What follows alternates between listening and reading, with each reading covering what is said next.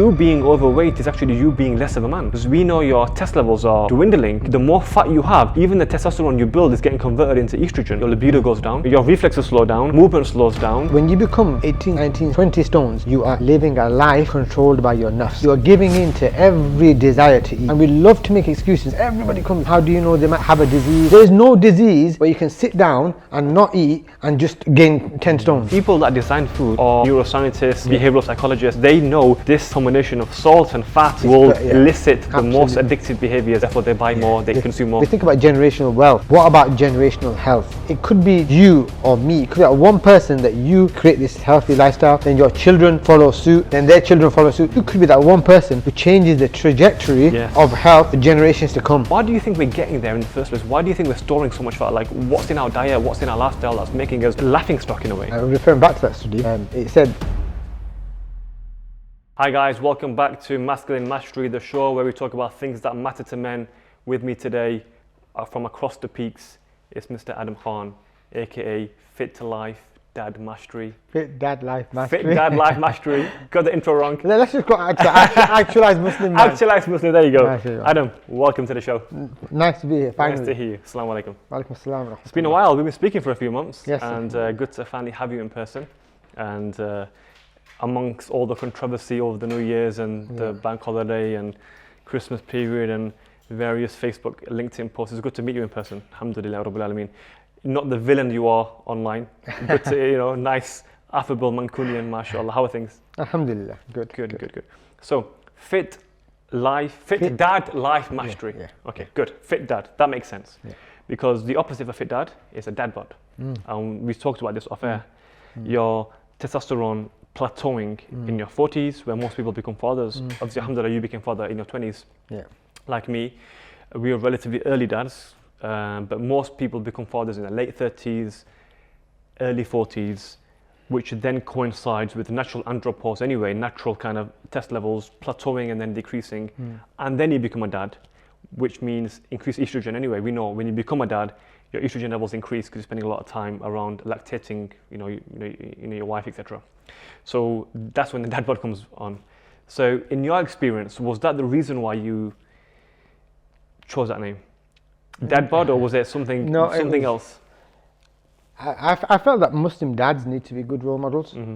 That's the main reason, because the reason, not the name, more so why I got into this is because I discovered that South Asian men are 6 times more likely to suffer from heart disease, diabetes and strokes. This was from a study in 2011. And because the obesogenic environment has become progressively worse, more kebab shops, more sedentary behavior, more feminization, if you will, as well, of society, right? So all of this has increased the likelihood of men gaining weight and heart disease and all the rest of it. Then I had a battle with my weight as well for 10 years. I couldn't really lose weight and keep it off, following all of the traditional means of training really hard, cardio, dieting, all that stuff.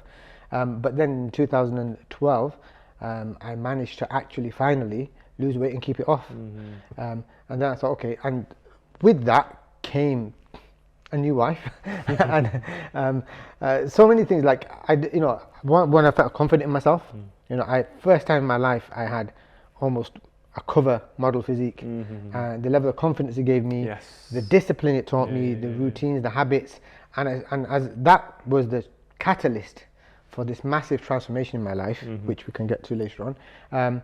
And I thought, do you know what? I need to share this with the rest of the world. I know how tough it was being a fat dad, and now, so I'm sure a lot of other people are struggling with that, and I've got a solution. I want to feel like I want to share it. I want to reduce the likelihood of illness and disease in our community. I want to change the health status of Muslim men. And you might ask, okay, so why Muslim men? Because even before I started with the working with the Muslim community, I worked with other coaches, and they were fantastic coaches, but they just didn't understand our culture. And when I was working for them, I saw that Muslim men would go to them, and they're premium services, and they just weren't being served in the manner that they needed to be served. And I just felt, you know what, I can do such a 10 times better job than these guys. And so the demand was there. Mm. Like I said, fantastic coaches, but they just don't understand our culture. Yeah, exactly. And how to work around that. So I thought, okay, here I can do something. Yeah, no, it makes sense because, like you say, when I was at university, and we mentioned Johnny and Yusuf off air, you know, Yusuf's a doctor, Johnny went to my university, and kind of mid 2000s, you want to get a shredded physique, six pack, you got to go online, you know, sixpacknow.com and bodybuilding forums, etc. But nothing understood Muslims. There was no Muslim natural bodybuilders, right? And there was no Muslim weight loss coach. Weight loss was a generic kind of coaching program, and it didn't cater to Muslims. Our schedules of Fajr, Salah, Isha, our dietary requirements didn't cater to Ramadan as well. So the nuance was lost, and we were in fact the people that needed it the most. It's like the whole COVID pandemic. The people that needed treatment the most were those which was less likely to seek it. It's the same as obesity. The people that need the more treatment and more of the coaching and counseling were people less likely to get it, and this has been our community. So I can certainly see the demand. So why do you think our people, because I know medically speaking, like our phenotypes, you know, we store fat around the visceral areas, the gut, around the abdomen, where all the organs are in the abdomen, right? Your liver, your spleen, your kidneys, all in the abdomen. We store visceral fat, adiposity around here, not in our chest and not in our legs, like our Caucasian counterparts do. So this increases the risk of diabetes by 2.5%. So you see the typical Asian dad bod physique. It's almost like a pear. It's you know, they're very gynocentric, with lots of hips and fat around the abdomen. Whereas similar BMI Caucasian or African client will have much more even distribution of fat, right? On their face as well, they'll have it more on their shoulders. We don't, we'll have very little on the shoulders. You'll have skinny toothpick arms, but huge abdomen, huge hips, which is very unusual for a guy. And this increases the risk of diabetes massively. But why do you think we're getting there in the first place? Why do you think we're storing so much fat? Like, what's in our diet, what's in our lifestyle that's making us, you know, a laughing stock in a way? Again, referring back to that study, it said we are 6 times more likely to suffer from heart disease, diabetes, and strokes in our 30s. And I must kind of sidetrack here. It's getting younger. Yes, It's getting younger. That's the biggest worry, is that more and more younger people are getting diabetes in their 20s, right? Yes. Type 2, by the way. I'm hearing from a lot of my clients are doctors, and I hear from them that they are now seeing patients in their clinics at 18 and they're diabetic. This was unheard of 10 years ago. So why is it happening? I mean, like I said, the society, as a society, you know, the environment is becoming progressively worse. More fast food, more sedentary behavior, more stress. But why us? Or why this community? But our community, largely our community, because of the culture, because of our culture of eating, because of our mindsets and our culture around being overweight. Being overweight is almost seen as celebrated. So what do they say in Urdu? I don't know the word. No, Urdu is not very good, but there's a word for it, isn't there? He's healthy. Like, this guy's healthy. He's not. He's actually obese. So I've got a client, and most listeners and viewers might even know Dr. Sheikh Suhail Hanif, the CEO of the National Zakah Foundation. So he was my client at one point, and he went to Pakistan, and over there he said to me, "Look, I'm struggling with the mindset here, because over here everyone's big, and they're telling me to be big. Like it's a sign of wealth. They're encouraging me, like, don't you eat enough, right?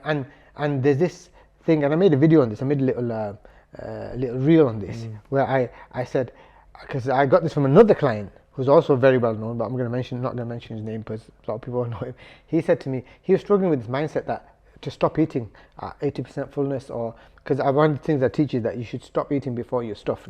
Right? So like 80% fullness, and even though the hadith says 1/3, most people can't stick to 1/3. So let's be a bit more lenient. Let's go to 80% fullness, right? So we encourage people to stop at 80% fullness. And he goes, look, every time I go to do that, I feel like I'm failing as a man.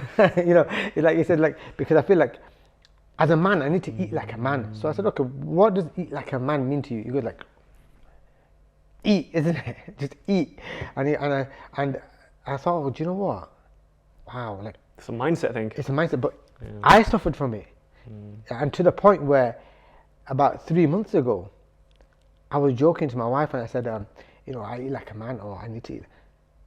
And I stopped, I thought, damn, I'm thinking of overeating and being gluttonous as eating like a man, right? So then I thought to myself, no, actually, that's not eating. Being overweight and obese, and that's not manly, that's not masculine. Because in our culture, that's masculinity. Yeah, of course it is, right? And so I stopped myself, look, you know, having heart disease, diabetes, being a poor role model to my kids, and just being a poor role model all round. And again, from Islamic perspective, like, you know, it completely clashes. It contradicts everything that I believe and stand for. So we need to completely flip the script, you know. You know, you mentioned something there, an imam and Islamic obligation to be role models, right? Allah subhanahu wa ta'ala says, you are the best nation brought for أخرجت للناس. You are the كنتم خير أمة أخرجت للناس. You are the best nation brought forward for mankind. And we need to be role models. Like, you know, you've got we'll go into it in a second. And it goes on to say, balanced nation. Ummah al-Wasata, exactly, balanced nation. And this applies to many things, by the way. Our dealings, our calories, right? Balance. Don't over consume and don't underspend. The thing about the hadith of Rasulullah, he says, eat 1/3. People don't understand. He said, if you are to go beyond a few muscles, he said initially, eat a few muscles. Like, you know, we have a few, just a few muscles.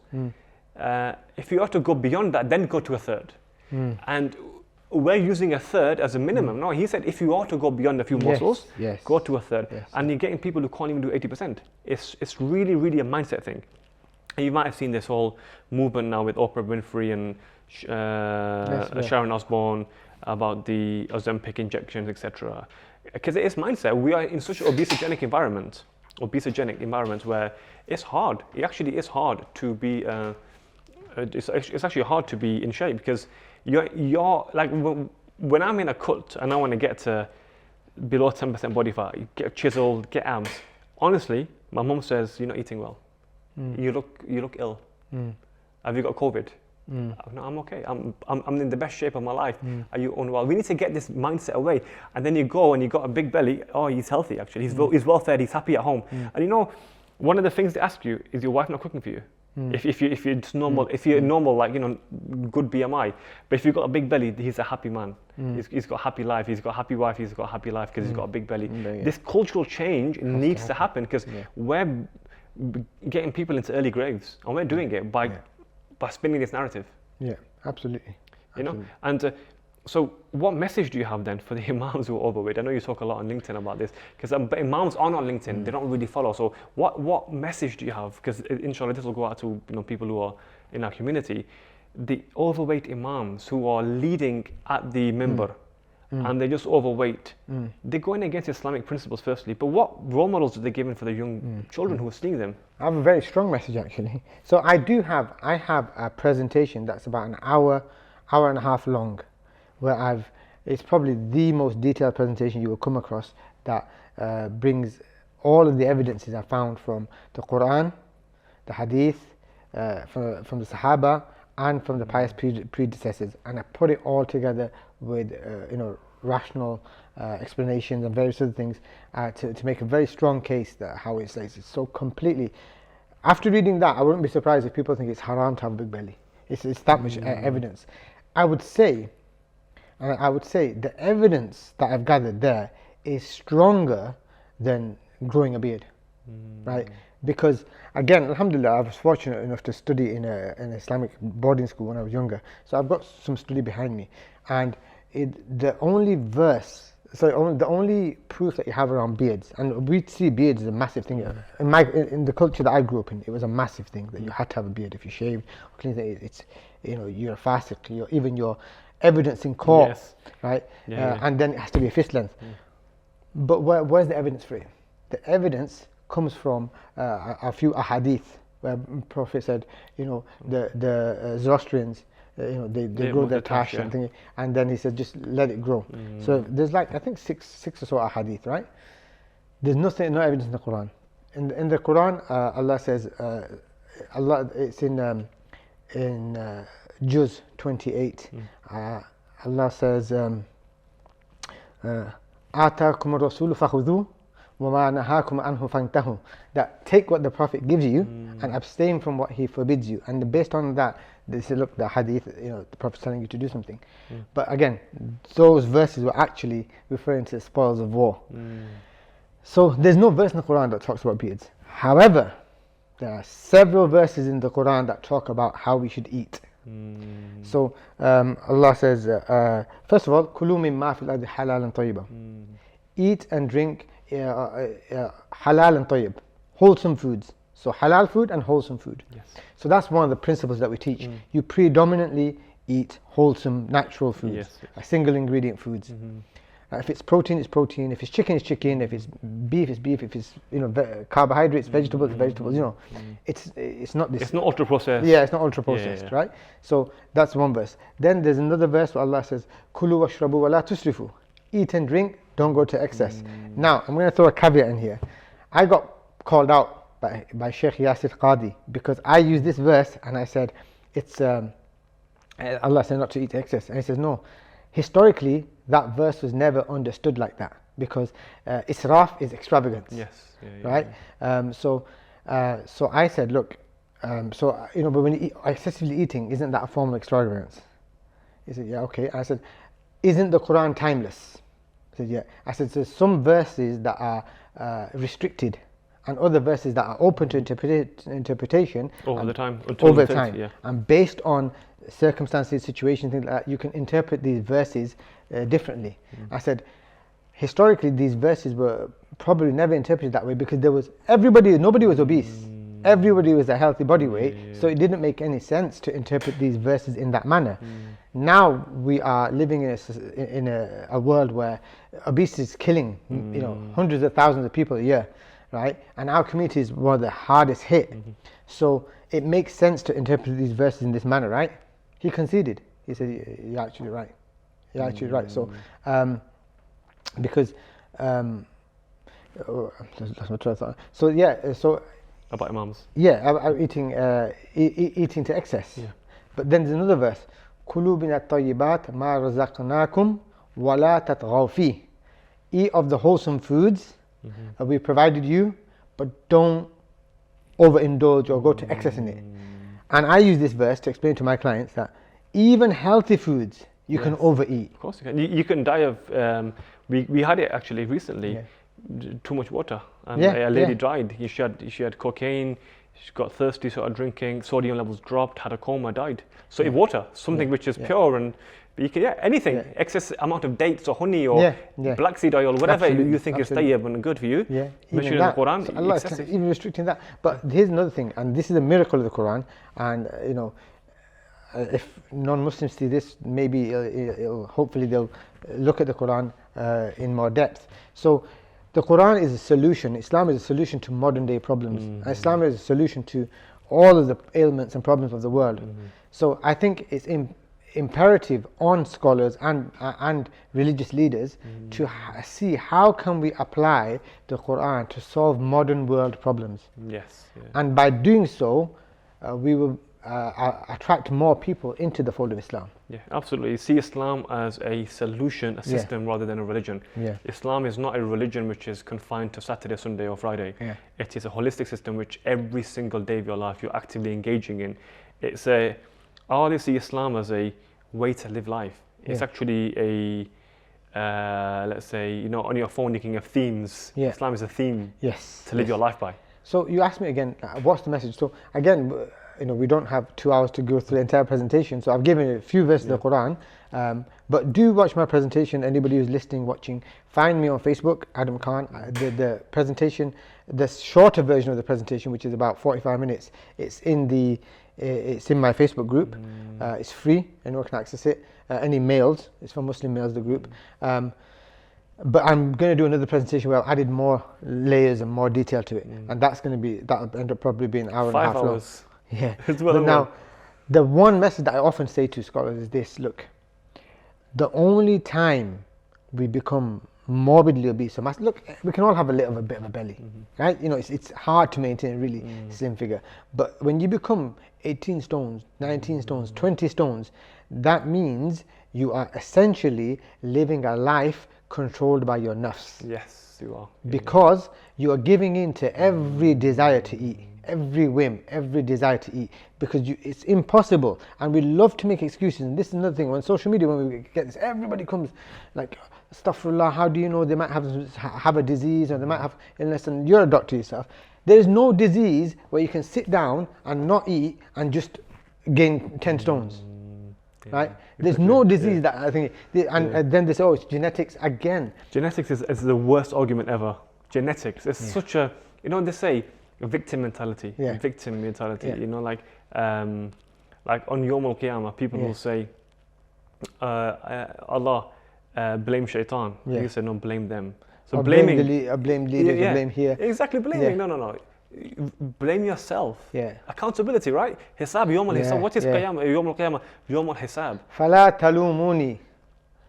It says, don't blame me. Exactly. And you know, it's all about you know, outsourcing blame. No. Apportion blame to yourself. You're the one that picked up that thing and put it in your mouth. You're the one that swiped the credit card. So have some accountability. And you know, this thing about being morbidly obese, not only does it lack self-awareness, like you know, you have no self-respect in a way. Self-awareness as in that you're getting bigger and bigger and you're not doing anything about it. That's one thing. The second thing is you're functioning slower in every single way. Your libido goes down. Why? Because your testosterone levels drop. Because you're carrying more fat. You're aromatizing, estrogen increases. So you feel tired, you feel lethargic, you're becoming more of a brain fog. That's the thing. So your cerebral function slows down. You know, your reflexes slow down, your movement slows down, everything about you slows down, your metabolic rate slows down. So you being overweight is actually you being less of a man. Because we know your test levels are dwindling, because the more fat you have, even the testosterone you build is getting converted into estrogen through aromatization. The process of aromatization, where aromatase is in your fat, in your adipose tissue, the one that you're holding in your moobs and your hips and down below, that's converting the test into estrogen. You're becoming more of a female by getting bigger. So actually, to become a man, like you said earlier, lower your body fat percentage. Lower your body fat percentage. And I think historically, look, there's always been, again, now we're in a world where we don't even know what a man or a woman is. It's all confusion. We're arguing over genders and stuff. But historically, you know, there is a masculine ideal. Shape. There's a shape, a form. There's a masculine Leonardo form. did it in the Vitruvian Man. He did the perfect proportions. And both, you know, I went to Macedonia a few months ago, and perfectly chiseled men. Like this was the norm. And even they said Rasulullah had visible abs. They said when he leaned, he got ridges. Obviously, they didn't call it a six-pack because that's a recent term, but they had visible abs. They didn't have a protruding belly. And even Umar, the second Caliph of Islam, radiallahu anhu, he said, Prophet said he had broad shoulders.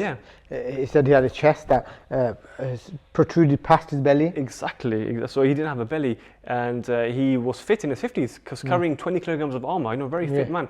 And nowadays, we've got the worst physique, by the way, the skinny fat pandemic. Skinny fat is the worst pandemic, because you neither strong nor no, exactly, because and that's the one which is highest in estrogen. It's the one which is highest in cortisol, and it's the one which has the most brain fog, because your testosterone is being converted into estrogen. It's being broken down by aromatization, by the way. This is a medical phenomenon. This is not just some bro science. This is a medical phenomena.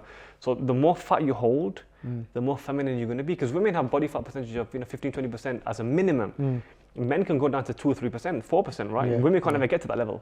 So, and a healthy woman is at 25% body fat. Healthy man is below 12%. So we're not the same. A man shouldn't have more than 20% body fat. Women shouldn't have less than 10%. So we have to have that polarity. Men and women have to be different. But now you got, like these Imams, you can't actually be 20 strong without having 50% body fat or whatever. They're ridiculously high.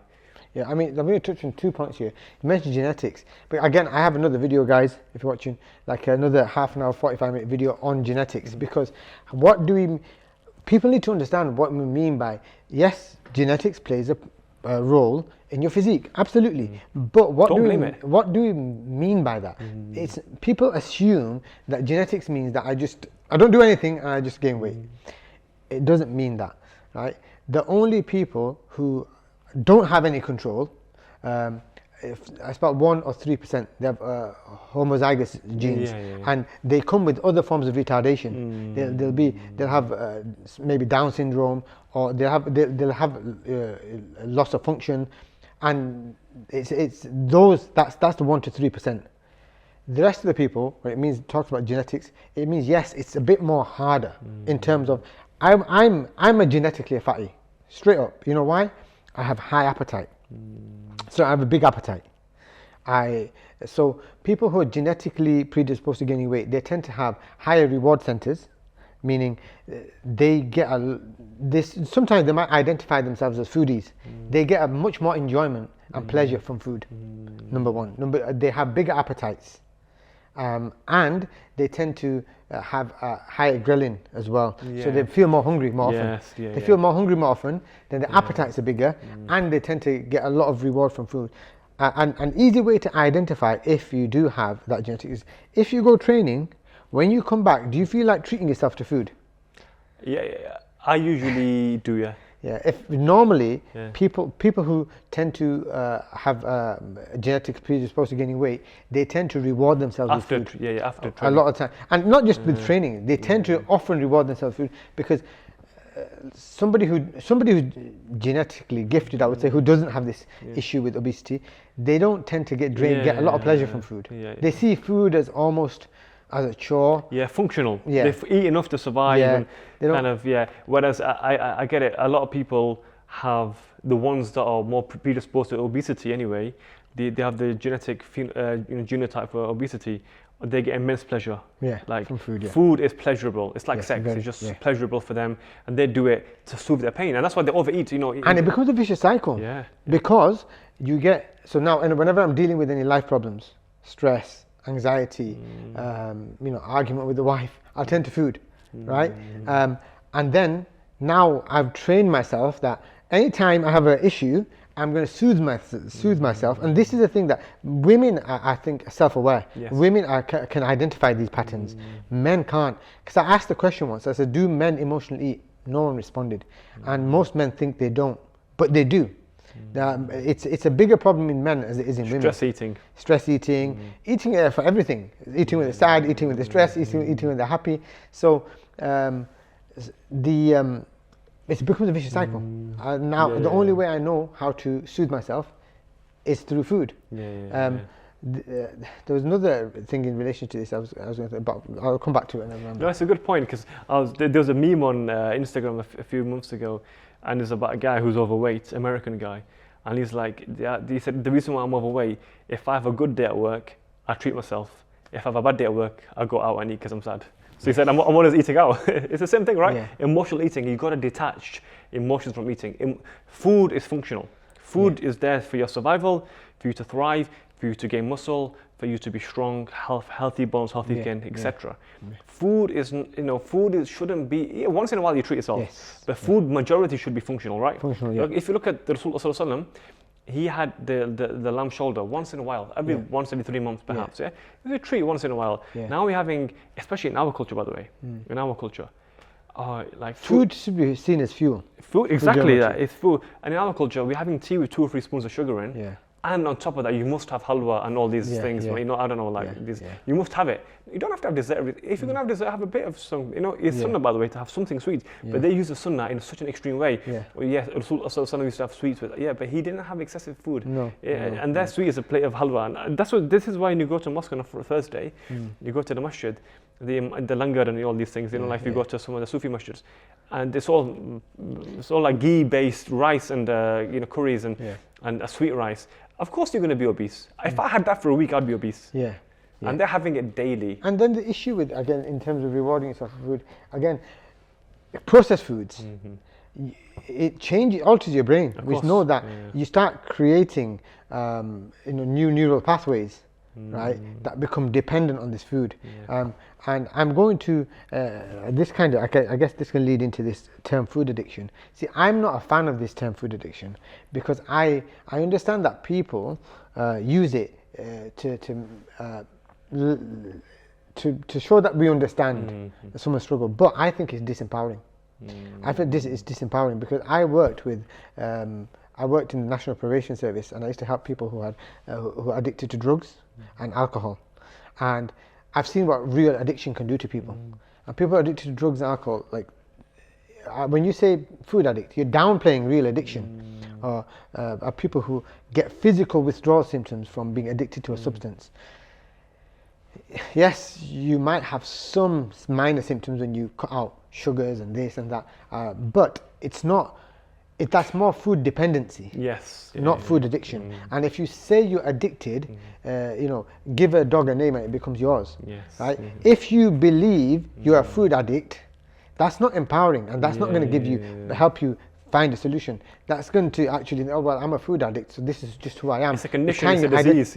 You're tying that to your identity. So, if you again, there's a lot of talk in the media about food addiction. From what I understand, again, it's a media sensationalism. It's not real addiction. Yes, you're food dependent, but again, that comes down to habits, behaviors, and stuff like that, and it can be tough. And especially if you've wired yourself, because you're so hardwired to processed foods. Food gives you pleasure, but processed foods give you a massive dopamine hit. But again, there's a study that says it's like cocaine. Again, I'm a very evidence-based guy, right? And yes, it stimulates the same reward centers as cocaine, not to the extent that cocaine does, right? It's like, I've never had cocaine, but I've seen people have cocaine, right? When I used to work in a particular place, right? So I've not seen them, sorry. I know that I could tell, right? Or they've said that, they're going out and they said, oh, have you had a line? I just had a line or something. So I know, and I've seen, and if you ask them, would you compare your cupcake to cocaine? If cocaine's a different level, No, the cupcake does not. It's not the same as. So again, I think it's prudent to move away from these terms. It's my genetics. I'm a food addict. They're disempowering. Exactly, and you're giving power to the wrong things. You're giving power to essentially, like you say.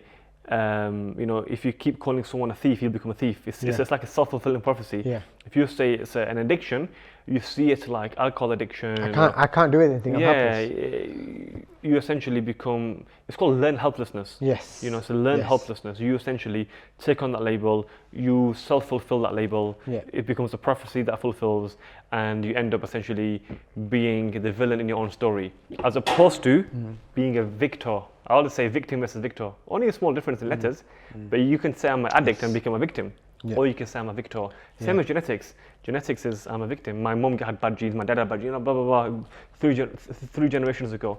But why can't you be the person that changes that genetic path? If it is bad, why can't you be the person that takes a bit of responsibility? The other thing I wanted to talk about is diabetes in young people. So 18, 19 years old, they're getting diabetes, and do you think that's from the parents? Yes. I mean, of course, we're genetically predisposed. And again, coming back to genetics, and you watch my whole video on genetics, right? So, to the viewers and listeners, I mean, you probably know all this anyway. Genetics loads the gun. It's our lifestyle choices that pull the trigger. And when I was learning all of this nutrition, behavior change stuff, we looked at studies of twins. And they looked at twins where same identical twins, they put into two different environments, and guess what? One gains weight and the other doesn't. You can take a person who's predisposed to being massively overweight. He's got the worst kind of genetic in terms of his reward centers and how his hunger levels, all that stuff. And you can put him in an environment that's physically fit. You can put him in the mountains where you have to chop wood, right? You're only eating, organic, raw organic foods and stuff, and you're chopping wood for a living and stuff. And guess what? He would be fit, he would be healthy, and without him even trying. You take the guy who's supposed to be genetically slim, you put him in an environment where overabundance of processed foods, and stressful environment, sedentary behaviors, and he's forced into that situation, he'll gain weight. And there's numerous studies that have been done on this. So your genetics is not your destiny. Right? It's, certain paths are made easier for others and smooth, but we all have challenges in life, right? no one is, or very few people are at birth dealt with a perfect hand. Yeah, exactly. Hand, Yeah. right? Yeah. Everyone's going to have a hand where, you know, a couple of cards are not Yeah, exactly. perfect. And Now, it's about it's how you play them. Yeah, exactly. Start playing. I'll always say this: it's never about the cards you were dealt. It's about the hand you play in life. Yeah. And going back to ultra processed foods, this is very, very common. It's very recent phenomenon, by the way. This wasn't around 50 years ago. You know, literally since the 1970s, ultra processed, high fructose corn syrup, all that kind of stuff. You know, I've got kids, you've got kids. You know, people that design foods are, you know, neuroscientists, behavioral psychologists. They know this combination of salt and fat will elicit the most addictive behaviors. Yes. This coloring, this MSG, this preservative will elicit this MRI response, will elicit this dopamine response, will elicit this consumer behavior. Therefore, they buy more, they consume more. The texture, the way it feels in your everything. Exactly. You know, like Doritos, the way it crunches. Yeah, Pringles and all these things, and Snickers. All these, they're designed for mass consumption. They are designed for addiction. They are designed for profit, right? Yeah, essentially. 100%. It's capitalism, isn't it? Yeah, because you know, the more you eat of that, the more money they make. Exactly. Yeah. And you know, you mentioned something there earlier: stress and sleep. Yeah. Well, stress particularly. Stress response is so important because you know what is stress? So stress is cortisol. Okay, cortisol is a glucocorticoid. Okay, it's you know, it's essentially a hormone, right? Cortisol is a hormone. It's a form of glucocorticoids. Gluco means glucose, sugar. So when you have too much cortisol, your body thinks you're diabetic, so you get pre-diabetes. You've had a Cushing syndrome, you know? A lot of bodybuilders get it because they're taking steroids, right? Steroids, again, is a form of glucocorticoids. So your body thinks you've got too much sugar from having too much cortisol. You could be not eating. And a lot of people who are stressed don't eat, by the way. They either stress eat, but some of them don't eat at all. But your body still thinks you're eating because you've got so much cortisol. So your body is becoming skinny fat. You're becoming skinny because you've got no muscle. You're not having the protein. Muscle wastage, Muscle wastage. But you've got such high cortisol levels that your body thinks you're becoming diabetic. So stress control is one of the most important things to having a good physique and maintaining a good kind of alignment in your life, spiritual alignment, because you can't be spiritually fit if you're not physically fit, by the way. I always speak about this. The Imam who's having milkshakes every day, do you think he's really fit? He's not, you know, he might be praying and leading salah, but he's polluting his body with sugars, etc. And then some people commented on this, by the way, saying, you know, don't, on my TikTok, saying don't talk about Imams. They're much more learned than you. I'm like, I'm speaking about it from a medical point of view. If they're poisoning their bodies with sugars and fructose corn syrup, your heart is a part of your body. You're polluting the heart as well. You're polluting your ruh, your nafs. I mean, again, it's not about personality. It's about your line of argument. Is your argument correct? If your argument's correct, right, whether it's come from a jahil or it's coming from a very learned person, if the case you make is robust, it's you know. But coming back to, you know, men want to be leaders. I was telling you earlier about a 5-day challenge, and at the end of the 5-day challenge, I present all of this and I say, look, if you want to be a leader, lead the way. Because one of the things we hear in our community, again, you know, honestly. A lot of people say, well, what's so unique about, why is it yours Fitdadlifemastery? Why is it Muslim men? Why is it Asian men? You know, I say Asian, when we say Asian, we're talking about Indian, Pakistani, Bangladeshi and stuff. And for the guys who are from people who are across the pond, we're talking about, includes North African, includes Arab, North African, Pakistani, Bangladeshi, Sri Lankan, all of that demographic falls into this category with, you know, who are genetically predisposed to gaining weight. Now it's like they say, okay, what's so unique about it? And I said, well, the thing again, it's the culture. You know, it's our culture of eating and how eating big late as well. Eating big meals late, very communal, isn't it? We eat together as families. But again, in our thinking, we talk about being leaders. So sometimes the men will say to me, "Oh, I'm overweight because my wife doesn't cook healthy for me." I was like, you can't. You have to take ownership and responsibility for your own health. Right? And if you are a leader, you have to lead her and lead the kids. You have to lead by example for your kids. And I said, our kids do what we do, not what we say. Right? You can't sit there expecting your wife to cook your meal and show you the perfect healthy lifestyle for you to follow. Then you're a follower now, you're not a leader. Yes. Right? So you have to actually lead the way. And then they should follow your example, not the other way around. Yeah, exactly. Right? And especially for children, right? You know, like now 18, they become diabetic. in their 20s, they become diabetic. And I say to people, you know, again, Muslim men, we love making money, right? Yes, sir. Wealth, we love making money. But what about generational health? We think about generational wealth. What about generational health? You know, it could be you or me. It could be like one person that you create this healthy habits, this healthy lifestyle. Then your children follow suit. Yes. Then their children follow suit, and you could be that one person who changes the trajectory Yes. of health for generations to come. Yes. Yeah, Right? true. So there, generational health we're creating. Ultimately, health. Health is real wealth. Ultimately, health is wealth. Yeah.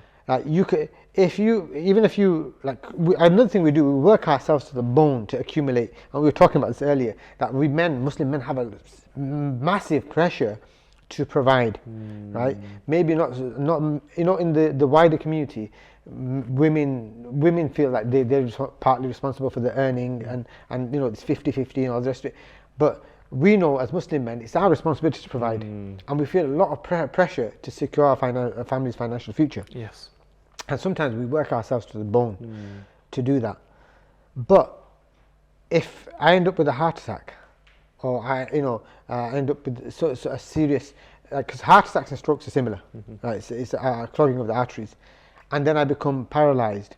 My father was paralyzed, by the way, and that was another major factor in me becoming so acutely aware of the health status of our community.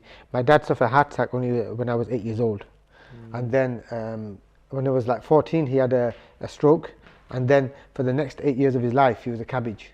We had to the point where, you know, he couldn't. Sometimes, you know, he'd soil himself, and we had to clean him, and you know, so I witnessed all that. And he must have been in his 50s, right? When he had a stroke, right? 50s, mid 50s. Again, not an age to be a cabbage. Exactly. Yeah. Right? Yeah. So 50 is now, so young. again, we Muslim men are fiercely independent. We're providing for our families. Now, the families that depend on us, what if something happens to you or I and we have a stroke? And look, Allah knows what's going to happen in the future, but we have to tie our camel and do our best, right? Now, if you have a stroke, what happens to all of that money? What happens to our ability to provide? Exactly. You know, so again, we have to think about health is wealth. Health is wealth, absolutely. And as I say, what's the point of being rich if you're in the graveyard 30 years before you should have been in there? Yeah. And the other thing, I use this term, and I said, what's the point in being the richest man in the graveyard? Yeah, exactly. You know, you're right. Yeah. You're right. And it's actually a quote of Ali radiallahu anhu. He says, "How foolish is man? He spends all of his health trying to get wealth, then spends all of his wealth trying to get health." Yeah. It's right, you know. Yeah. And you know, as a doctor, look, you can't really buy health in a bottle. No, you can't. You just can't. It's no magic potion for health. Yeah. Prevention is better than cure. Yeah. And take your food as medicine. And absolutely, nutrition is so key. And we overeat. You know, food should be functional. And now, for the first time in human history, we're killing ourselves with food. We're poisoning ourselves with food. Yeah. For all of human history, up until the last 100 years, up until the last 50 years, rather, 1970s, more people were dying from lack of food. From malnutrition than starvation. From malnutrition and overeating. Yeah. So now we're having diseases of excess. We're having diseases like diabetes, like congestive cardiac failure, liver failure from drinking. We're having obesity causing. Obesity, by the way, causes 20 cancers. Yeah. It's linked to 20 cancers. Most of the ailments, most of chronic ailments in the developed world is from overeating. Yeah, it's inflammation. So inflammation causes so many things, and we know this as doctors. If you're inflamed, your body goes into overdrive mode. Your organs start failing. Your heart fails. Your brain fails. Have you heard of neuroinflammation? Neuroinflammation is when you can't concentrate. You're unproductive, and people call it ADHD, and people call it all sorts of things. But it's actually you're just eating crappy processed food, which are not meant to efficiently release insulin. They're meant to just spike your insulin, bring it down, spike it, bring it down. This causes the pancreas to fail. That's why you're getting 20-year-old diabetics, type 2 diabetics, because their pancreas it's not, Allah subhanahu wa ta'ala made our pancreas and our liver and our kidneys, mizan means balance, right? It's not designed for this upward swinging of glucose every 20 minutes from your quality streets and your Mars bars and all this kind of stuff. And then on top of that, your processed foods, and we're just bringing premature failure. So imagine, 100 years ago, let's say your pancreas would have secreted insulin 3 or 4 times a day. You have 3 meals a day, 3 or 4 times a day, yeah. So and you'd be doing that. So it's got a let's say a shelf life of 80 years, pancreas. Because obviously we don't live to 150. The longest human in recent times has been 122, I think. We don't live to 150. Okay. But now that 80 years worth of use is happening in 10 years. Yeah. So of course you're going to get diabetes and heart failure, absolutely. liver failure in your 20s. Yeah, it's like redlining your car. Yeah, exactly. You're driving down the motorway, if you're redlining it, you won't get to, from Manchester to London, the engine will go. Exactly, and exactly, it's all about exactly the same concept of mileage. We're putting more mileage on our organs than we are any time. So more people are dying now of overnutrition, of overeating, by the way. And not overnutrition, I must say, we are overfed but undernourished. Overfed but undernourished, because we're lacking in vitamin D, we're lacking in vitamin B12, so common, folate, ferritin, iron deficiencies. I see so many people now are pale, so pale because they're vitamin D deficient, they're folate, ferritin deficient, they can't concentrate, some men can't have erections in their 20s, by the way. Their test levels are crashing low. Why? Because they're vitamin D deficient. You shouldn't be vitamin D deficient. I don't know guys whose hairs are falling out, can't grow beards, their hair's all growing out in their 20s. There's vitamin D, stress as well. Another thing about stress is sleeping. So, we mentioned, I always say the 3 S's, by the way. Sleep, sustenance, and stress. Okay. Always, just kind of there's other ones like steak, sex, and some like, but the main 3 of them things, because obviously not everyone's married, so I don't really talk about like sex that much, but certainly sustenance, sleep, and stress, everyone does. Whether you're married or married, everyone does them 3. People don't talk about sleep enough. The importance of sleep. Sleep is actually recovery at night time. Allah subhanahu wa ta'ala has placed sleep there for you as a recovery. As we know this. As guys in the fitness industry, recovery is so important. But people don't sleep; they're sleeping at 4 a.m. Exactly. Allah's put a blanket at the night, and so much recovery and barakah in sleeping early, waking up early. We mentioned in the previous podcast with other guests about waking up for tahajjud and fajr. Start your day with fajr. Wake up. Your circadian rhythm, 5 a.m. Your cortisol rises at 5 a.m. Get up. Start your day that way. We're going to sleep at 5 a.m. So we've inversed our circadian rhythm. We've inversed it. Sleep is so important. And by the way, you mentioned ghrelin there, yeah? Ghrelin. It's actually a very good study saying your ghrelin levels rise with every 1 hour of undersleeping. Yes. So undersleeping causes increase in ghrelin, decrease in leptin. In fact, I had a client, who he couldn't get to the bottom of why he was struggling with his weight. He was in the gym, he was supposedly eating healthy, but then he said to me, look, you know what, I can't resist sugary foods. Like, I really struggle to resist sugary foods. And first thing in the morning, he'd go to dessert places and get pancakes and stuff. And then he'd wake up in the morning, he'd have chocolate next to his bed. I mean, one is the environment. Like, if you've got all that in front of you, you're tempted to eat it, right? And secondly, I said to him, what's your sleep like? Because I got the impression that we log everything, by the way. We log sleep, hydration, everything, right? So I could see that, his sleep was pretty off. So I said, he goes, no, I don't sleep well. I said, well, there you go. That's the problem. When you wake up, your body is craving sugar. It's craving energy. And, our bodies, our biology is clever enough to know that high fat, high sugar foods contain a lot of energy. Yes, so exactly. Your body's craving that, and if you're fighting with your biology, you're going to lose, right? So I said, that's why you're craving all the sugar and all that stuff. And lo and behold, he started to sleep out, his cravings went away. Yeah, they do. Like, I've had it before where I've had 4 hours sleep. And I wake up starving. Stimulus. All day you just want stimulus, sugar, fat, and caffeine. Fat, exactly. Salty and sugary foods, by the way, which have the highest amount of calories in there. Because, like, again, your body's smart. Your body's like, this guy has been up all night. He's probably looking out for some danger. Little does your body know you've been up all night because you're watching Netflix. Little does your body know you've been up all night because you're scrolling through YouTube. And your appetite, your ghrelin, your leptin levels drop, and your ghrelin increases. Your appetite increases, and your desire for salt and sugary foods increases as well. And you're looking for comfort because you feel tired. Exactly. Stressed, you want. So I remember night shifts, Adam. When I couldn't understand it. Like, I was all into fitness. I've been working out since I was 16. When I got to after uni, when I was a first year doctor, exactly 11 years ago, 2012 in Sheffield, 3 in the morning. And like, I've just had a big meal at 8 p.m. Right? Just before I used to do a night shift, so I'd have a big meal at 8 p.m. because I knew I wouldn't eat. Then at 3 a.m. sorry, I'd have a massive hunger spike, and it always at 3 a.m. Always, and it's always I'll crave pizza for some reason. It wasn't, it wasn't anything healthy, but I crave, pizza and some Coke and some cookie dough, especially. I crave it, and we just ordered it from McDonald's or whatever, whichever local takeaway was open 3 a.m. We'd order it because it's your body saying he's not sleeping, therefore he must be under some attack. Therefore, something hunting him or something bothering him. Give him some calories to overcome the attack. And I was doing that obviously voluntarily because I was doing night shifts. But people that are doing it not voluntarily, they're doing it and they shouldn't be doing it. They should be sleeping at 9, 10, before midnight anyway, or waking up early. But if you're constantly sleeping at 3 and waking up at 6, 3-4 hours sleep, you're going to wake up hungry, and it's going to be a vicious cycle. You can't outrun a bad diet. Yeah, you can't. And one of your things I like, and your thing is getting people to lose weight without giving up curries, because nutrition is the hardest thing to give up, by the way. But if you can tell them they can still eat curries but on a healthier way, you instill in them routines and behaviors. Yeah. And your belief as well. The belief, the biggest thing is like, I can do this. Yes. But we were touching on, a couple of things we'll come back to. Inflammation, I want to mention that.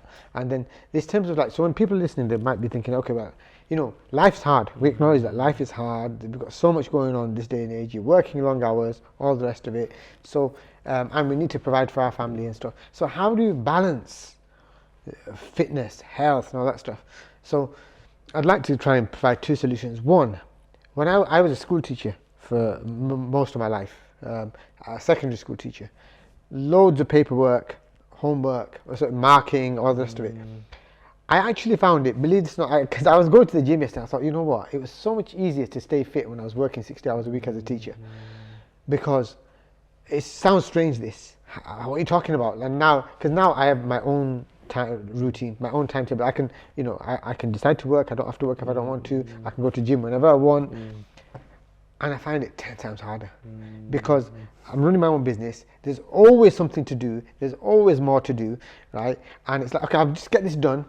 Right? I've got my time blocked out. Yes, I'm going to go to the gym at this time, but I haven't. Oh man, I've got my to-do list. There's still 3 things left. Or I've not even finished the first thing, and then I'll just finish this now. Go, and then before you know it, oh man, it's late. I've missed it.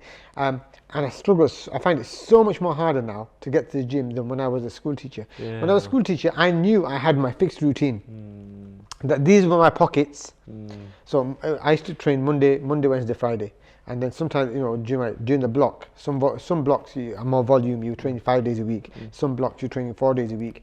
But the majority, 70% of my training would have been about 3 days a week. So I know Mondays is my only day. I come from, finish work, come home, go to the gym, Wednesday, Friday. And in the mornings, I knew I had to be up at this time.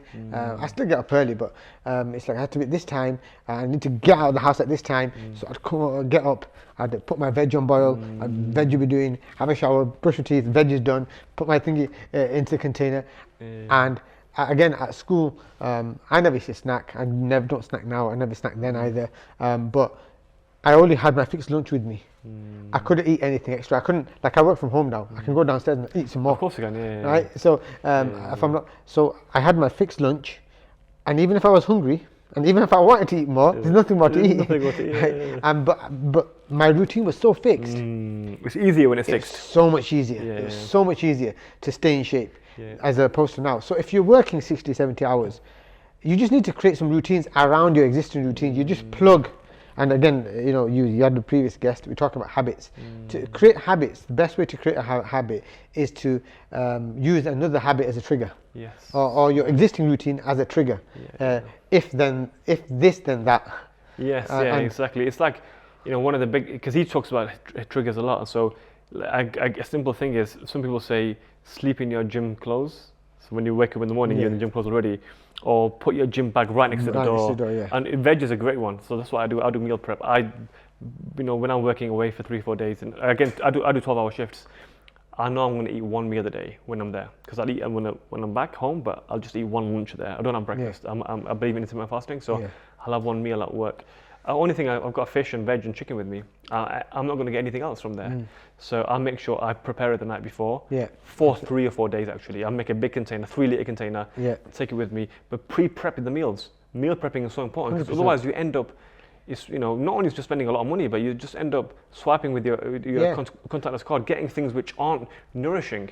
Yeah, absolutely. One of my clients actually, and this again, I show this to, because when people want to invest into coaching services, they're like, oh, it's going to cost me money, but they don't think about how much they're going to save. Yes. So one of my clients actually showed me that he saved like over £2,000 over 9 months. He goes, I was spending, and I estimate, like, look, most people nowadays, a smash burger meal is about £15 for one person. If you're a family of 3 or 4, you're spending £45 to £60 just on eating out. Sometimes people eat 2 or 3 times a week. So they're spending £150 to £200 a week just on eating out. Yes. Right? Now, this client of mine, he estimated that he saved over £2,000 in the space of 9 months because he was constantly eating out, and now he doesn't. So eating healthy actually, and this counters the argument that eating healthy is more expensive. Exactly. Right? Actually, eating healthy, eating home cooked, nourished food, what's the word? Nutritious food is cheaper than eating out. Right? Because so the question I have for you, because people say, yeah, it's cheaper. I agree. It takes a bit of time, which is fine. We can talk about that. But then people say it's not as nice, Adam. It's not as nice. How do you combat that? You just need to learn to cook. No, you can make food super nice. Okay, look, it's never going to be as tasty as the high calorific high. Again, look, people say that, but I've looked at some people's foods. Because I keep it. So what happens when the clients join our program? Sometimes I tell them not to make any changes for the first week. I look at what they're already eating, and sometimes I think, dude, you're getting fat eating this. Like, this looks disgusting. This looks awful. How you? It looks like it's got no spices, no flavor, nothing, right? And you're gaining weight eating this. Like basically prison food. Yeah, I mean, this is before they eat nutritiously. Like, this is they're existing the way they're eating, right? I thought, no, this isn't thinking. And but you can make food super tasty and healthy, but nevertheless, it's not really a good idea to make food. You shouldn't have it so bland and boring like bodybuilders bro food.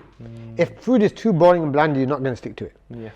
If it's too hyper palatable, even if it's healthy, you're going to overeat. Yes. Because people eat up to 30% more when the food is hyper palatable. So what you want to do is you want to find a balance between, I quite enjoy this food, I enjoy it, I can eat it, but it's not like a treat food.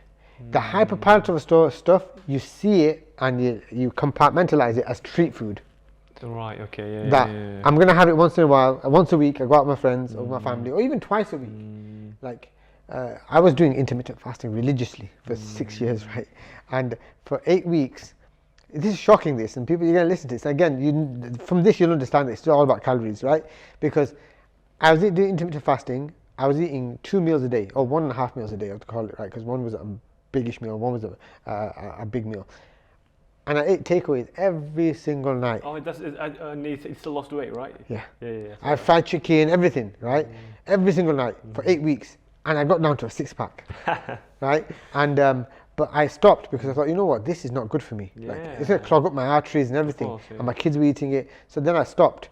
But it completely ingrained in me that, like, it's all about how much you eat. Yeah, input output, isn't it? Input and output. And I'll give you an example. Like olive oil, it's good for you. But honestly, when you put too much on, it's calories still. Yeah, so it's calories, and it's I love olive oil. It's great for the skin. It's great for for your mood. It's fantastic. Great for the arteries as well. Cleans them up. But it's, again, too much of a good thing can be bad for you. And you mentioned cooking curries. Tell me about the spray technique for cooking curries. Yeah, so I'm, again, like you're talking about olive oil. Olive oil is fantastic. One of the things I say, if you want to really try and reduce calories quickly, one of the easiest ways to do that is to remove liquid fats, right? So, but then a lot of times we need oil to cook, Yes. right? Yeah. So you can use the 1 cal sprays, right? So here's a real quick hack, right? So eggs are fantastic. Eggs are fantastic for protein, for healthy fats. Again, don't take the yolk out of it. And if you're worried about cholesterol, there's good cholesterol and bad cholesterol. Yeah. Egg cholesterol, it's majority of it's good cholesterol. Yeah, exactly. And men need cholesterol to build testosterone. to build testosterone. Yeah. So it's only if you're having 50 eggs a day it's going to cause a problem. But you know, up to 4 or 5 eggs a day is actually the right amount. Even 4 eggs a day with the yolk. Now, but if you're really trying to reduce the calories, you might want to take 1 or 2 yolks out and have the other 2. Instead of having 5 yolks, have 3 yolks or 2 yolks. Now, so I generally encourage a good breakfast with omelette, veg, and eggs, right? Or omelette or scramble. Now, if you want to reduce, if you want to make the omelette and you want to flip it and you want to have it nicely shaped, you need a bit of oil, right? So a teaspoon of oil, something like that. But if you wanted to go even, if you were really struggling with, creating a calorie deficit, and or you wanted to save your calories for something else bigger later on, then use a 1 cal spray. Now, if you use a 1 cal spray, you don't get this perfect omelette, right? It starts breaking up. So in that case, just have a scrambled egg. Scrambled egg with veg, or throw the veg in, scramble it with the veg. Scrambled egg, perfect breakfast. Perfect. It's not, carbs. I don't believe that carbs are bad. And carbs are good for training, but you don't need carbs unless you're actually exercising. Yes. So it's ideal to minimize your carb intake when you're not exercising, and have your carbs around your training time. Of course. Before you train, after you train, and this was a controversial one. Some people will say that no, you shouldn't be having carbs at night. I'm actually a fan of having carbs at night. Simple carbs. Sleep better, don't you? Sleep better. Yeah. 100% sleep better. Because carbs make you drowsy. Of course. Right? No. And having refined carbs at night, you feel drowsy, right? Just the right time the to best sleep. You know, my boys love pizza. So if I want to put them to sleep, I get them pizza. By the way, I honestly get them Domino's and it's half an hour to sleep. It's the best sleeping pill. So I find carbs at night, it helps to get drowsy. So I fall asleep. Secondly, they're restorative. So your body needs the glucose glycogen and all that. Glycogen for your brain and stuff. And if you've been training during the day, repairing your muscles and stuff, so it helps you to heal better at night. So I recommend carbs at 3 times, hour or 2 before you train. Again, if you have another meal earlier on, or 2 or 3 hours before you train, you find that your energy through training is very consistent. Much better, And you then don't crash quickly, do you? Yeah, and post-workout, where your muscles are depleted of glycogen and stuff like that, you have some carbs. They're the best times. But if you're not going to be training straight after breakfast, there's no point having those carbs then. Scrambled egg and veg. Well, I'm a big fan of intermittent fasting. But I found a lot of my clients, when they were intermittent fasting, they were overcompensating by having a massive meal. And I'm like, no, just don't do that. Just have a small breakfast. That's what I do with the clients. So a lot of the clients, again, people listening, this nutrition, look, you have to understand the rules and then understand how to apply them to your circumstances. Yes, exactly. And again, like you see me do things and you think, how is this guy doing this? And he's thinking, and that's another thing is you have to know the rules before you can break them. You have to know them before you break them and apply them to yourself. And they say, do as I say, not as I do. Because the way you do it on yourself is intuitive. And I'm a big believer in intuitive eating. I never tell people how I eat because it doesn't work for them. It's worked for me. It's taken me 15 years to perfect this for myself. But for you, you're going to have tweaks to what I do. So don't follow my blueprint. The blueprint only works for me. It's like the fingerprint. It's only unique to me. How I eat, how I sleep. Follow the generic principles. But the biggest principle I can tell anyone out there is calories in versus calories out. Like literally, you can't outrun a bad diet. No, you can't. You don't want to be the French guy. The French fat hench guy. You don't want to be that guy. He's going to have a heart attack as well. And you don't want to be the skinny fat guy either. You want to be, have a good body fat percentage, have a decent amount of muscle mass. You don't have to be bodybuilder, but you've got to have a decent amount of muscle mass because we know this affects your longevity. More muscle is greater longevity provided it's naturally made, not in anabolic steroids. Secondly, particularly for women, muscle helps hip fractures later on in life. Let's talk about why do, like you said earlier, why is it that we're overweight, right? And one of the biggest things that I've noticed in our community is we have this culture where being overweight is celebrated. Secondly, most men I come across, alhamdulillah, now I'm starting to get some clients who have 6 kg to lose, 9, 10 kg to lose, they're 78 kg, they're 80 Yeah, kg, it's not much, 82. it's about stone and a half. But, Yeah. but they're thinking, I want to be better. Yeah, exactly. I want to actually look good. But recently, I've seen this shift in the last 3-4 months. But prior to that, and we still get some people, they are 3 or 4 stones over what they should be. But they don't think there's anything wrong with them. No self-awareness. There's no self-awareness, and they really think that, oh, I just got 5 kg to lose. But in reality, and then the other argument that they'll have is about BMI, and I wrote a blog post on this. Yes, BMI doesn't take muscle mass into consideration, but if you've never trained a day in your life, you don't really have that much muscle mass. Exactly. Right? Yeah. Right, You're a rugby player. Yeah. So forget. Yeah, exactly. So if your BMI saying you're high, you're fat. Yeah. And thinking again, naturally, my BMI, I'm 25.9. So you're overweight. I'm overweight, but I've got 20 years of muscle. Yeah, exactly. Right? Yeah. And so most people, BMI is pretty accurate. Yeah, like exactly. you should, if you've not been trained, or even if you have trained, even as a natural, even if you've been training for a few years, if you go over in your BMI, you won't be that much over. Yeah. You'll be a little bit over, but 1 then or 2 over, maximum. Yeah. But then you're probably still holding a bit too much fat. If you got to 10% or 12%, your BMI will be so close to that 25 range, right? Yeah. And this guy's thinking that, oh yeah, but I'm 32, but it's just all muscle. No. Exactly, because that's the pandemic we're getting as well. I call it the French pandemic, right? Yeah. You've got guys who are just training for size. They're not training for longevity. No. And we should be training for longevity, by the way. You want to live longer, of course. Yeah. The longer you live, the more good deeds you can do, hopefully, inshallah. Yeah. The more sadaqah you can leave behind you, the more charity you can give while you're here, the more impact you can have. We talked about legacy earlier offline, leaving a legacy 20, 30 years. So you want to live longevity, you want to live a long, happy, healthy life. Yeah. So these guys are dropping dead with heart attacks and all sorts of aneurysms because they're eating the 10 eggs a day. It's this thing though that we think our people just not self-aware. They're just not self-aware how big they are. Like it's gonna sound horrible.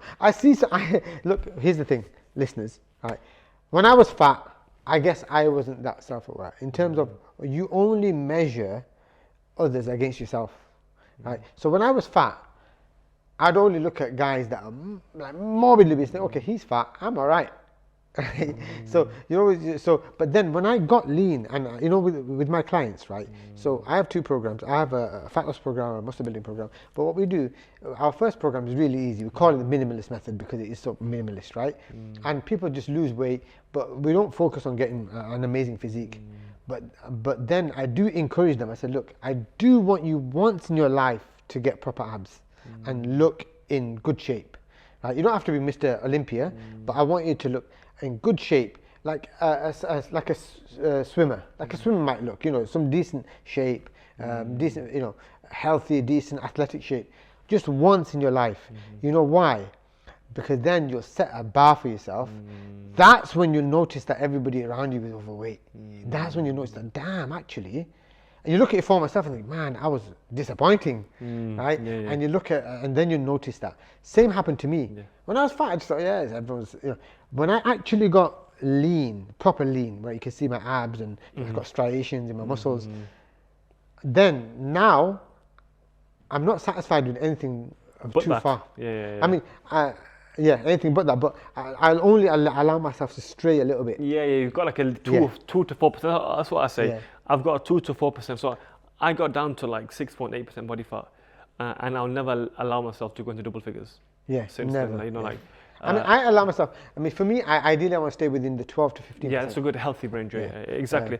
Because I'm slightly younger than you, so I suppose once you get to kind of mid 40s or in your 40s as well, your test levels do plateau. Certainly do plateau, and that's another thing I wanted to talk to you about as well. Testosterone crisis in men. I know you're natural, etc. There's a lot of people now taking TRT. Yeah, you can take it in your 40s. It's fine. It's like menopause, right? You can take HRT. Or you can take TRT because Andropause, by the way, it's a medical condition. People don't talk about it. It's a medical. You get to 40s.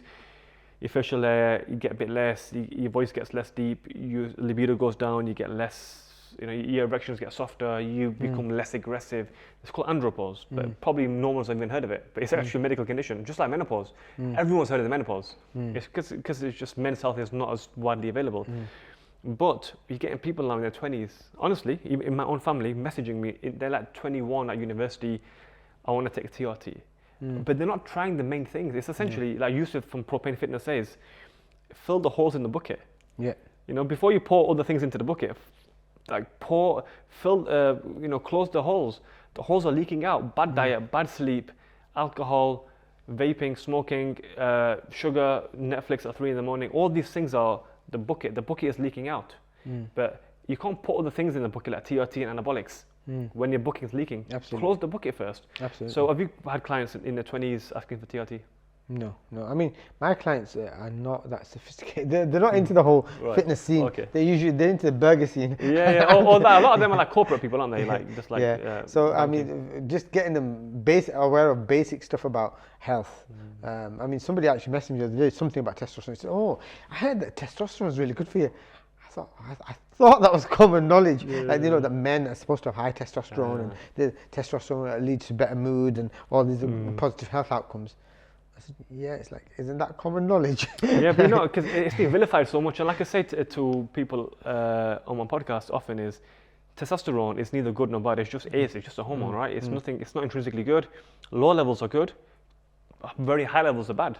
Sorry, low levels are bad and very high levels are bad as well. So you need a healthy amount. Yeah. You don't want to get to the level where you're roid rage and you completely just high blood pressure. From taking TRT.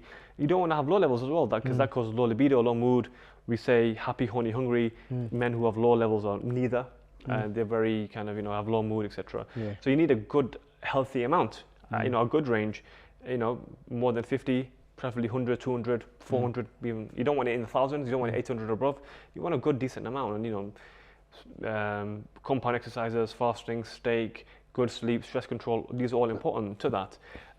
But yeah, people are taking exogenous test level, TRT, and they're just having incredibly high levels. That's causing them roid rage, and when you come off it, you crash. For 3 to 6 months, you're going to be in such a low mood. And that's, I actually listened to something under here, and it's because, look, the best business model is a subscription model. Yeah, right? Exactly. So if you get somebody who's got diabetes and then you tell them that, you can never come off it, you can never reverse it, you can never come off it, you're going to need insulin for the rest of your life. You've just made the doctor rich. Yeah, exactly. Right? And I mean, it's a bit different in the UK, but in America, where they have to pay for their medication, if I wanted my perfect business model, I just need 50 people who are diabetic who pay me for insulin. I'm done. Right? Yeah, exactly. It's similarly with TRT, once you're on it, you can't come off it. Yeah, exactly. Right? Yeah. And so then it's a repeat business subscription model. Yeah, exactly. But I think testosterone is vilified a lot, but it's also at the same time. A lot of people don't know about it, but it's in decline. We know that, and that's a lot of that is to the point, like 50% or something compared to exactly 50 years ago. Yeah. So back in the 80s, so 40 years ago now, testosterone levels were at least 25% higher in our age group. So we've got the same test levels as a guy in his 50s. So if you're 25, you've got the same test levels as your grandfather would have had.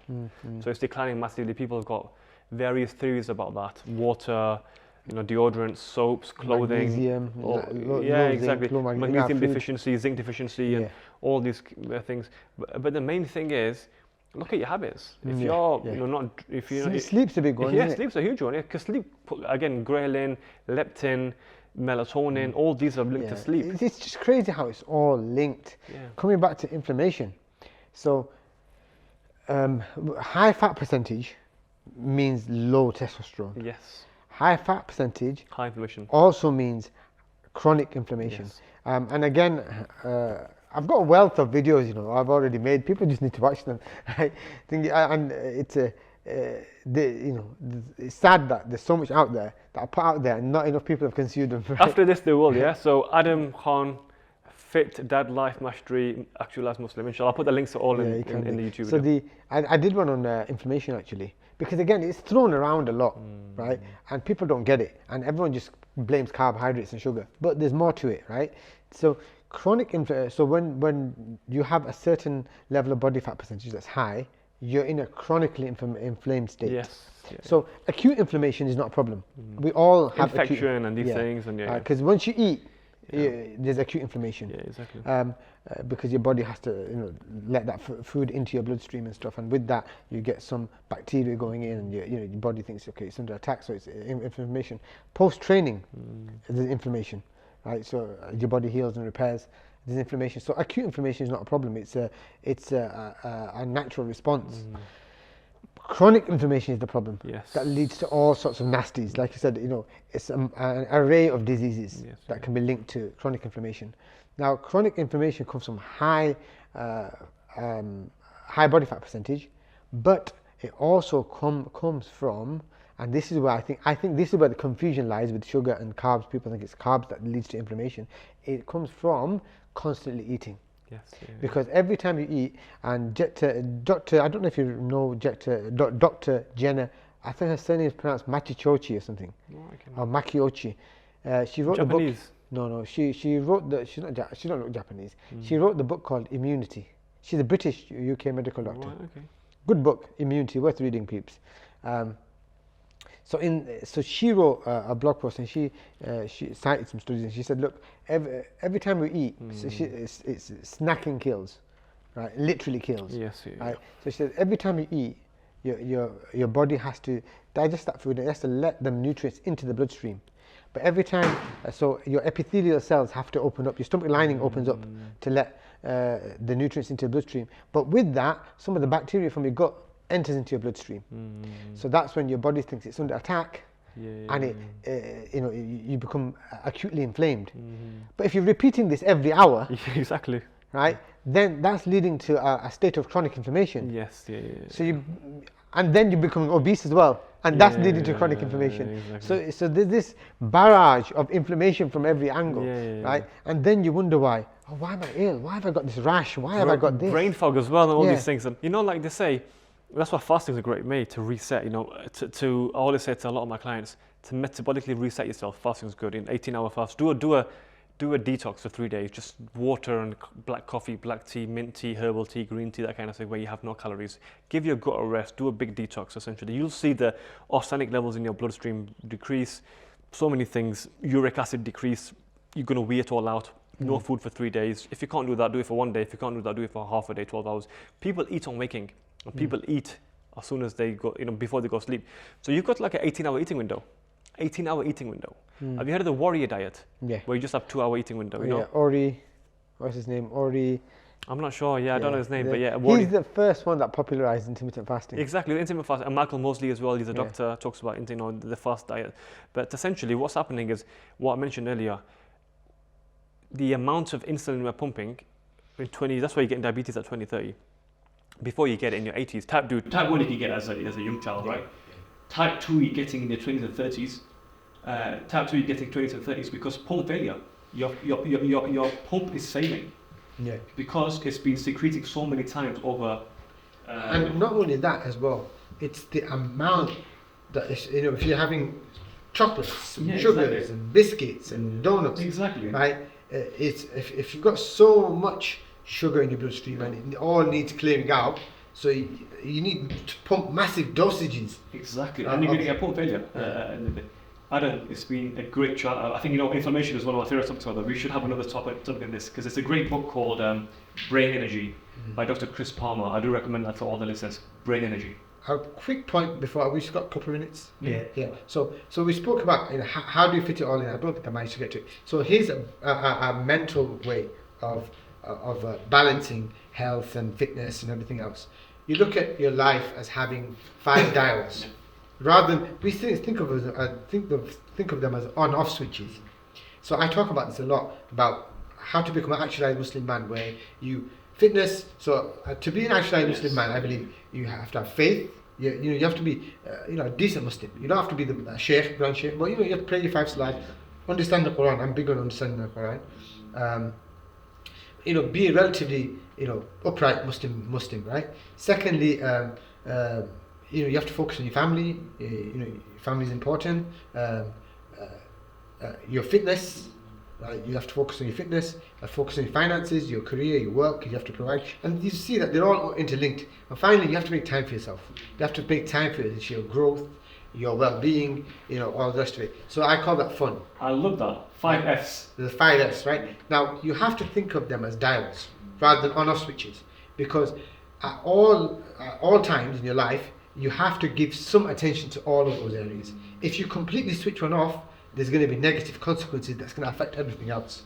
So if you think, right, I'm not going to think about my diet or think about my health or exercise at all, it's going to impact your ability to work, it's going to impact your family, it's going to impact everything else. And if you think I'm not going to make any time for my family, again, it's going to impact everything else. So if Salah, we can't stop playing Salah, right? So you have to always be making time for some time for all of these things. Yes.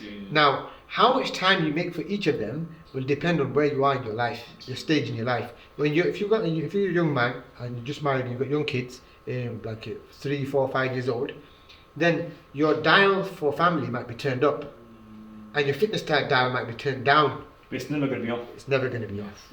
Right? Your work dial, when you're young as well, you're fresh, you're strong, you want to establish your empire, you might be spending a lot of time at work, right? So think of them as dials rather than on and off switches, and just know which dials to turn down, which dials to turn up, but never switch any of them. Never switch. And exactly what we mentioned earlier, like never be a 9 out of 10 in one thing and a 1 or 0 out of 10 in another. It's better to be 6 and 7 across the board. Yeah. There will be times where you're a 9 and you're a 4 and 5, but never get to 0 and 1. Because then you're running on empty. Yeah. And the 5, so repeat that: faith, family, fitness, finances, fun. I love that, 5S. Yeah. And again, get in touch with, if it's hard, we want to create a brotherhood. We want to create a brotherhood, right? We want to create this community of like-minded individuals who have similar goals, aspirations, ambitions. Lean on each other for support. Yeah, exactly. Find those pockets of people and lean on them for support. You're not alone. 100%. And we go further when we go together. And honestly, if you want to go fast, go alone. If you want to go far, go together. And synergy is so important. And Islam is a communal religion. It's a religion of brotherhood. It's not a religion of lone wolves. We're not a monastic religion where we go to the mountains and die there. We're a religion of communal bonding. We pray Salah together. We eat together. We go on Hajj, Umrah together. Islam is a communal religion of social bonding, social enterprise. So definitely reach out to each other, particularly in the fitness field. Yeah, and look, we all have the same struggles and challenges. Yeah. Right? We all have the same. It's finding the people with the right mindset, similar to yours, and getting support. So somebody's going to be an expert in one area that you're not, and somebody else and you're going to be an expert in an area that somebody else is not, and you can lean off each other. Exactly. So synergy is hugely important. And speaking of synergy, Adam, it'd be good to connect with you. Put your links on the bottom of YouTube. How can people find you? Best place is either LinkedIn. Well, if you just type my name in, Adam Khan, K-A-A-N, on Google, I should come up. If I don't, then I'll do something. But I'm very active on Facebook and LinkedIn. Great stuff. Adam Khan, the German spelling. You won't miss it. So much. Pleasure seeing you. Thank you. Sorry.